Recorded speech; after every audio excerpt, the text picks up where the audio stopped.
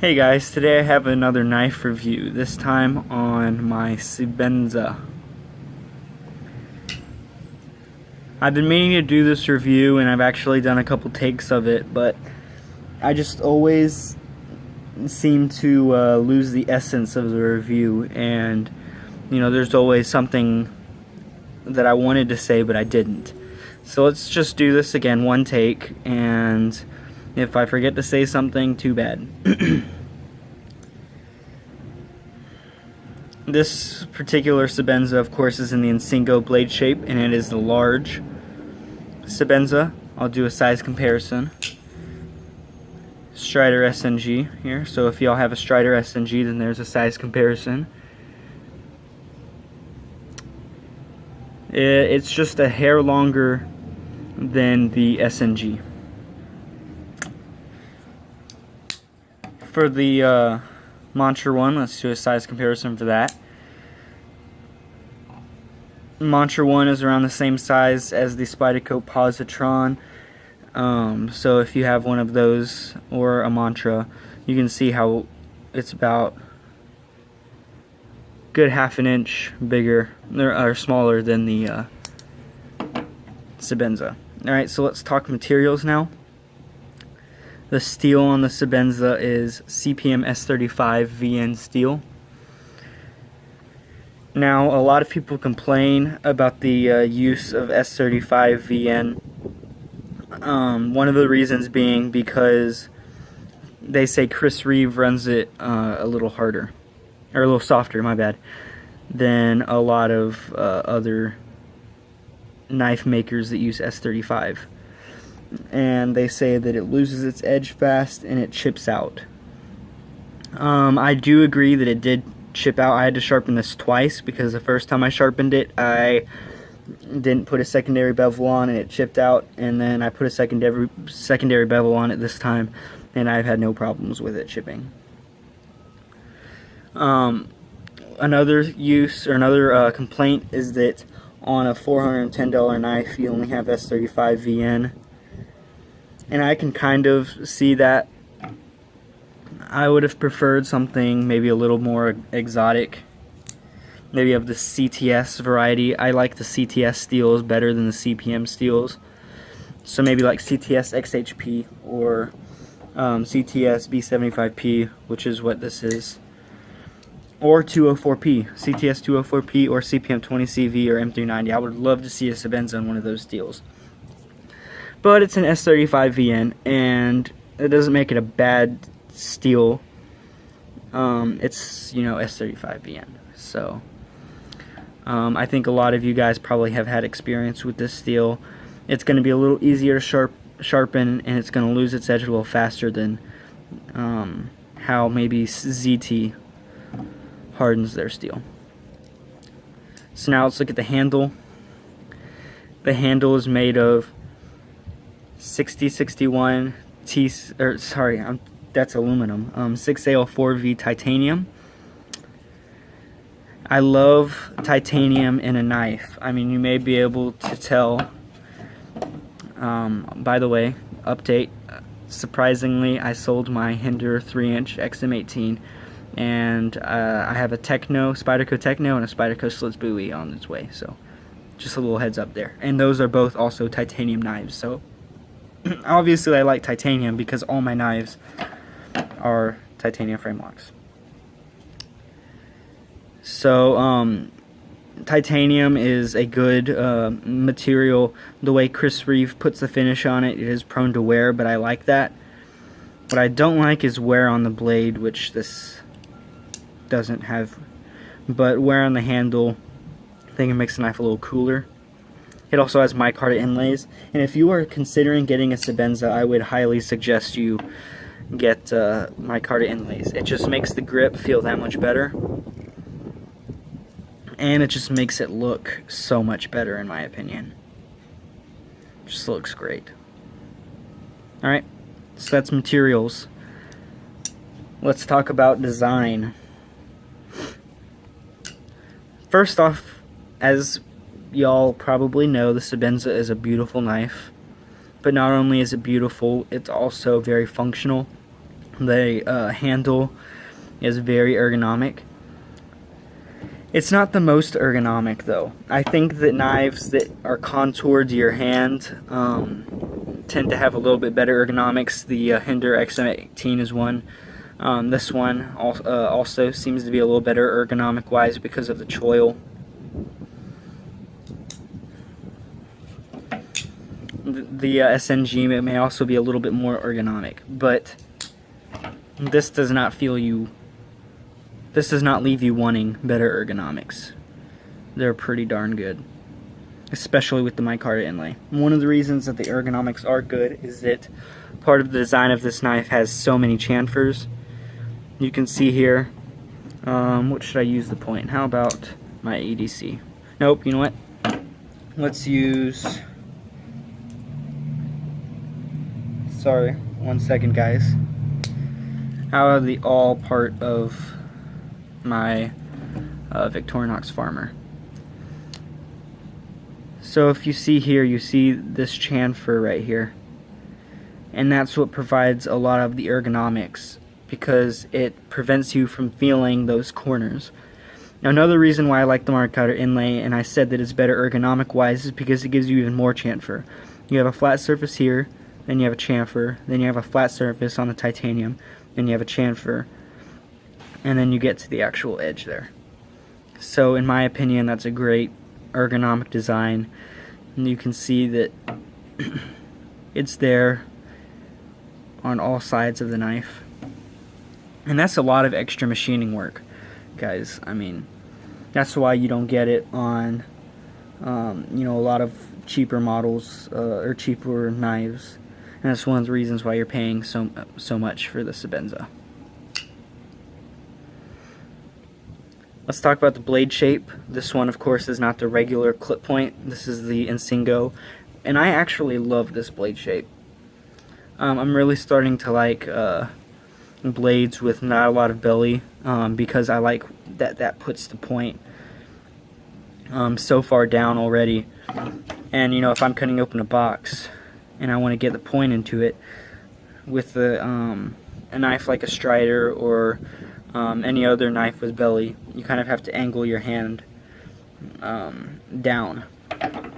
And with the Sebenza, you don't have to do that as much at all, because the point is already so far down. And that's just one of the things I like about this blade shape.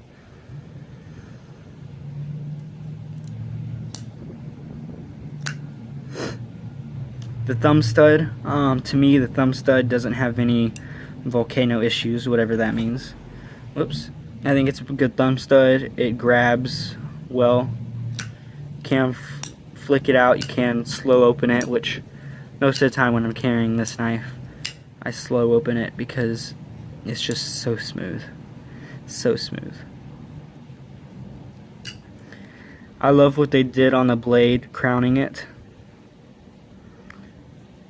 It is just one of those touches that you're paying money for and that feels so great. Every time your finger touches the spine, you're just reminded of that nice chamfer, and it just feels so good. Something you can't really describe, but if you have a Sebenza or if you've handled one, you know what I'm talking about. The jimping is good. It's not super grabby, and I honestly don't like jimping that is. I don't feel like a knife with good ergonomics needs jimping. I just don't think that it does need it. That's just my opinion. It is a very slim carry knife. If you compare it to like my Avo, you can see that it's, you know, about as thick as the Avo is. If you compare it to my Strider, you can see that it's a lot thinner than that. The pocket clip, it carries well in the pocket. Just about as much knife as I like sticking out. It's perfect. Let's move on to talking about the construction of this knife, which is where this knife really shines.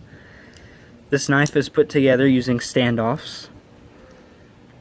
and it only has 3 standoffs or 3 fasteners on the knife. I mean, you compare that to you know, Spyderco Mantra. This is a much smaller knife, and it only has 3, 4 if you consider the lanyard tube. This knife has 5 or 4, my bad. This knife has 3, and the XM18 has like 5, I think. But this knife is what really started that, and it has the best construction out of all the ones I've shown you. This fastener right here, each of these fasteners has 3 parts. Well, actually, technically 4, I guess. You have 2 screws that go into the screw into a barrel, and then you have a sleeve that goes over that barrel. Sorry, my camera is having trouble focusing, guys. There we go. So we have 2 screws that go into a barrel, and we have a sleeve that goes around that barrel. So that's how each of these fasteners are put together, and it is perfect. One thing that is especially amazing is that each of the barrels, or each of the sleeves, the parts that you see, are all the exact same height, which means you have no tolerance issues whenever you put this knife together. You put them all together down tight, and you get a knife that functions perfectly. If you were to do that with, say, this knife, actually this knife is pretty good at that too. A Benchmade. Benchmades are the biggest culprits. Also, some of the cheaper Spydercos. These Taiwan Spydercos are pretty good. But all of these knives still do have issues if you tighten all of them down, but they're not as bad as some of the cheaper production knives, or even all of the Benchmades. If you tighten those suckers down, you're gonna get centering that's off. You're gonna get very very slow action. It's going to be all bound up in the pivot, and it's going to be way too tight. You're definitely not going to be able to flick it open. It's just, you're going to have to adjust the pivot on those. On this one, since all of the barrels are the exact same height, you put it together tight and you're good. I probably didn't explain that the best I could, but, in layman's terms. Also, one thing that gives it its perfect centering is it has, of course it has 2 washers, but the washer on this side is bigger, and it gives the blade more support when you have the lock bar pushing on it. And both of the washers are huge, by the way. I haven't seen any other washers on any knife that are even close to that size. The Hinder XM18, definitely not. All of the Benchmade ones are tiny compared to these. Even the Contigo that I just had in for sharpening and I took apart, those washers were good sized for Benchmade washers, but they were still small compared to these. So that's what also gives the blade its support. But that's what gives it the blade support whenever it's closed, and gives you perfect centering, even though you have a lot of lock bar pressure. You have a lot. I can still tweak it if I wanted to, but I mean, you're not gonna overextend this lock bar unless you want to, because this just has a lot of tension on there.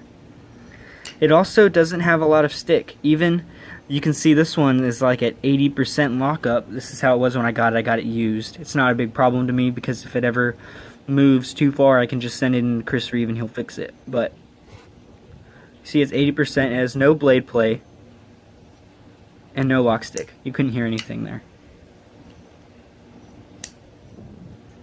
So that's also what's amazing about Chris Reeve knives. Fit and finish is amazing. All of the screws, all of the barrels, and The spacers, like I said, are all made precisely. It's all a very nice tight fit. There's no wobble in putting this knife together. All of the pieces go where they should perfectly. If you've ever taken a knife apart, you know what I mean by this. Just everything about it is perfect. It's nice and thin behind the edge.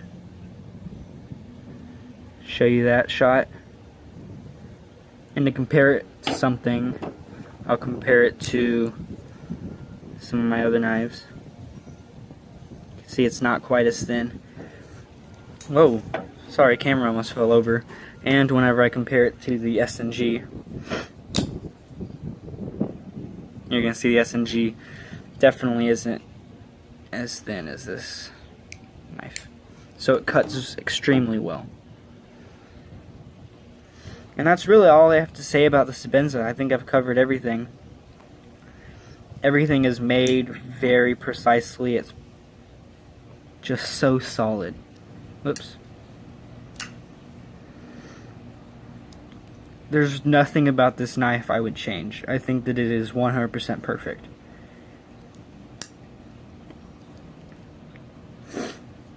So that's why this is really my favorite folding knife. Whenever I got the S&G, I was worried that that was going to take my favorite. But as much as I like the S&G, if I had to choose one knife to keep, it would be the Sebenza. So that's it. Give me a thumbs up if you like this video. Comment if you have any questions, if I missed anything, or what you think about your Sebenza if you have one. Remember to follow my Instagram and you'll get a sneak peek at new knives I have that I may review soon. Or if you just want to see cool pics of knives. So that's it. Thanks for watching. Have a good day, guys.